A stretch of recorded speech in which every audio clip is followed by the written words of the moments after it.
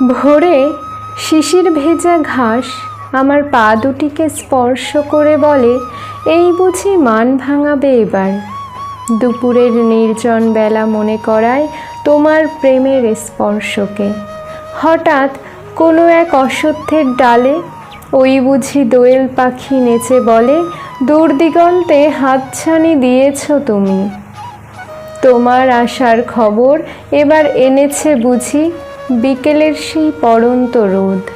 তুমি আসবে বলে আজ গোধূলি বোধ হয় একটু দেরিতে এলো। সকাল থেকে সন্ধ্যা গড়িয়ে গেল, কতজন কত খোঁজ নিয়ে এলো। এখন যে মধ্য রজনীর চন্দ্রিমাও যেতে বসেছে, এখনো অপেক্ষায় রত আমি। ঝিঝির ডাক আর চায় না শোনা। এবার বোধ হয় সূর্য উঠবে জেগে, পাখিরা ডাকবে আবার।